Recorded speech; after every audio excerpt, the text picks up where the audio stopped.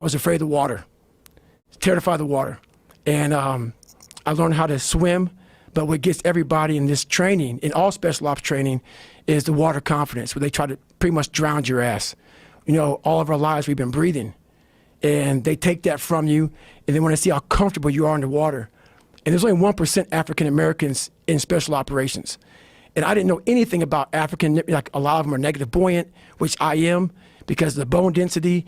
I struggled. But 6 weeks into the program, there was about 25 guys left out of about 150. I was there, and I didn't go to sleep for 6 weeks of the program. And I wanted to quit so badly, but I quit everything in my life. I copied through school. I wanted to prove people wrong. And so here I am in this Air Force program, starting to get a little more confidence, but this water was kicking my ass. And 6 weeks into the program, the doctor gave me a blood test. And I have sickle cell trait, not the anemia, but it still killed people. But so they pulled me out of training for a week. And when you go from being very uncomfortable in that water situation, and then now you're comfortable, and I'm sitting back watching the guys drown, I'm not part of the activities anymore for this week.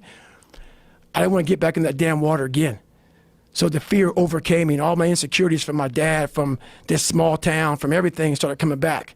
And even though no one knew how fucked up I was, kind of create this other person who was tough, I live with this shit all the time.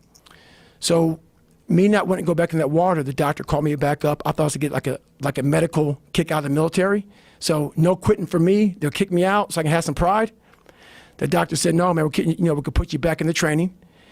And I was like, fuck. But after a week, I'm like, you know what? I missed 1 week. There's only 3 weeks left. There's a good chance, I could tough this shit out and go on. But I went back to the CO and the commanding officer of the program, and the sergeant said, hey, you got to start from day one because you missed, that week of training. And I broke. I couldn't imagine going back through that again. So I made up a lie. And I said, man, the sickle cell thing is really scaring me. It was the fucking water. It wasn't sickle cell. And I pretty much quit. Even though they gave me a medical, I quit.